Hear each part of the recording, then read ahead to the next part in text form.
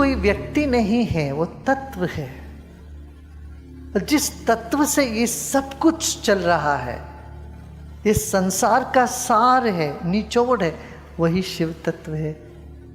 और शिव तत्व कैसे, जैसे आकाश तत्व में सारे और 4 तत्व है। पृथ्वी कहाँ पर है? आकाश में है। अग्नि कहाँ पर है? आकाश में है। जल कहाँ है? आकाश में है। वायु कहाँ है? आकाश में है।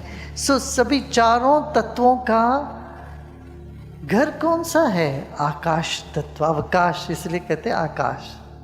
और शिव आकाश जैसे है सारे संसार के लिए, इसीलिए शिव को नीले रंग में बताया गया। इतनी गहरी अनुभूति को एक अबोध बालक भी समझ जाए, इस वजह से एक रूप दिया है। शिव का रूप नहीं है, इसलिए सब जगह देखो शिव की प्रतिमा की पूजा नहीं होती, शिवलिंग की पूजा होती। क्यों? बोले ये मत समझो शिव कोई व्यक्ति है, ये नहीं समझना है।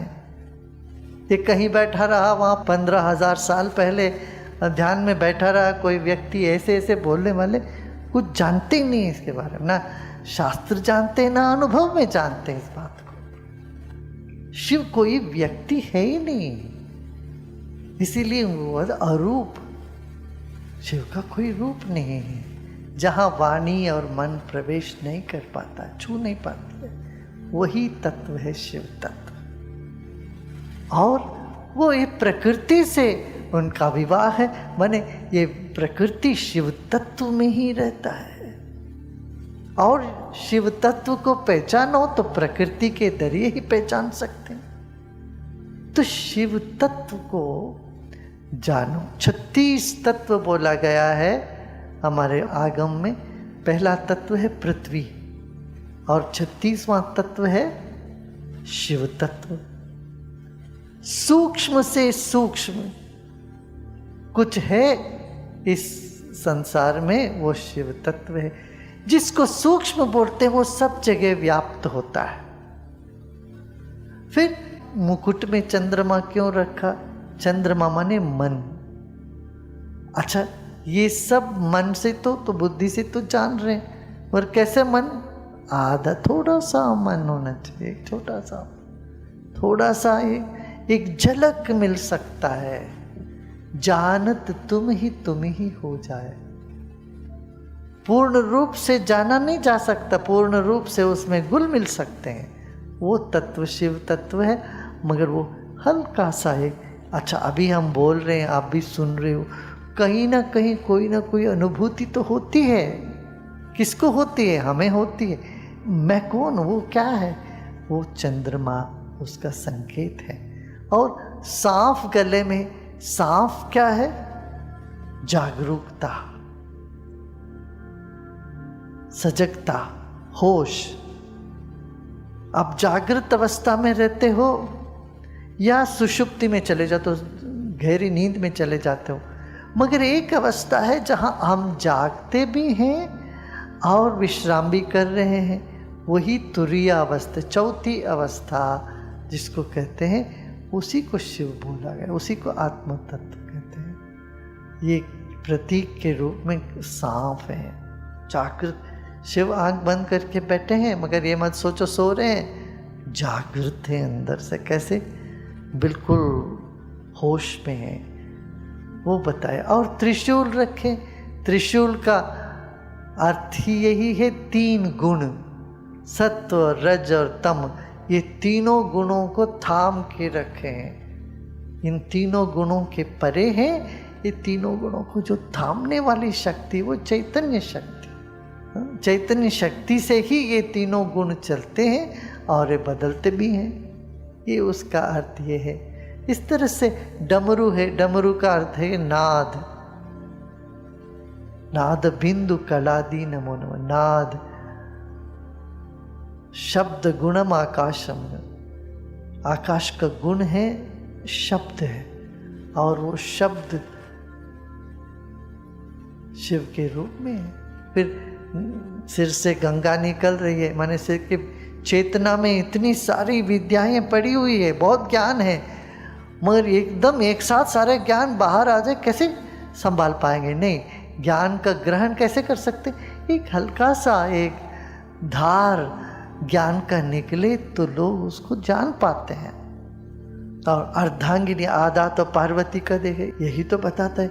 यहाँ जितने भी बैठे हैं, जीव जंतु है, मनुष्य है, जो बैठे हैं, आप दोनों हो कि नहीं? माता पिता दोनों आप में है कि नहीं?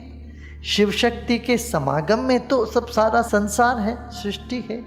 दृश्य और अदृश्य का समागम सारा संसार है। जो दिखता है वो शक्ति है, जो नहीं दिखता है वो शिव है।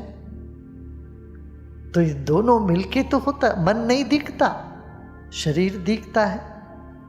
ऐसा ही हम हर एक व्यक्ति, स्त्री और पुरुष, प्रकृति और पुरुष का संयोग है। वो बता दिया। अर्धांगिनी या आधा तो शक्ति है और आधा शिव है। इस तरह से हमारे पूर्वज पूरे संकेत की भाषा में सब लिखा है, प्रतीक के भाषा। क्यों? प्रतीक की भाषा जो है वो यूनिवर्सल है, वो सर्वमान्य है। इसी कारण विश्व भर में प्रतीक को पुराने लोगों ने अपनाया। और हमारे जितने भी वैदिक संस्कृति में ये सब है, ये सब प्रतीक ही है। फिर शिवलिंग का क्या, एक पिंडी रख लो भाई। क्यों? व्यक्ति आकाश के साथ रिलेट नहीं कर पाता है। माने एक संबंध एक व्यक्ति से कर पाते। हमारे बाजू में ये स्थान पे करो खाली जगह पर, तो खाली जगह के साथ संबंध जोड़ना करीब करीब असंभव है, सिर्फ ज्ञानी लोग कर सकते हैं। तो वो जगह को एक प्रतीक रख दिया, एक शिवलिंग रख दिया, एक पिंडी रख दिया, एक पत्थर रख दिया। बोलो ये पत्थर सूचक है जो ब्रह्मांड में सब जगह व्याप्त है। तो शिव जी की वर्णन में यही है, ब्रह्मांड व्याप्त देहाया, जिनका शरीर पूरे ब्रह्मांड में व्याप्त है, जिनका और छोर नहीं है, ब्रह्मांड व्याप्त देहा। वैसे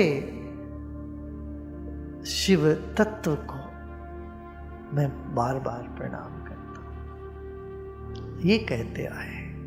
तो इसलिए शून्यता में, शून्य में चले जाना, शिव के साथ हो जाना, ये कहते हैं। कश्मीर से लेके कन्याकुमारी तक सब जगह शिव जी की आराधना है। सोमनाथ से लेके वहाँ आप कामाख्या तक सब जगह शिव जी की आराधना। और हम क्या कहते हैं, शिव जी माने एक लिंग है, शिव की मंदिर है, वहाँ जाओ भक्ति से। मगर अंतर्मुखी होने के लिए ही सारा व्यवस्था है। हम बाहर ही बाहर रह जाते हैं, इससे लाभ नहीं होता। मगर सच में इसका लाभ उठाना हो तो अंतर्मुखी होना, शून्य हो जाना, शांत हो जाना। और वो शिव तत्व सब जगह है, सर्वव्याप्त, ब्रह्मांड व्याप्त देहा। किसी किसी स्थान पर क्यों जाना है? वहाँ पर कोई संत महात्मा ने वहाँ प्राण प्रतिष्ठा करी है, या वहाँ पर बहुत आराधना करी, तो वहाँ की एनर्जी अच्छी है, वहाँ चैतन्य शक्ति है। उस चैतन्य में तुम बैठोगे, तुम्हारी चैतन्य भी बढ़ने लगेगा। इस कारण से ये सब ज्योतिर्लिंग बने, 12 ज्योतिर्लिंग।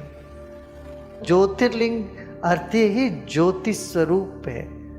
वहाँ जाके तुम बैठो, अपनी शक्ति, अपनी ऊर्जा को अनुभव करो। ध्यान करने से ही शिव तत्व की अनुभूति होगी।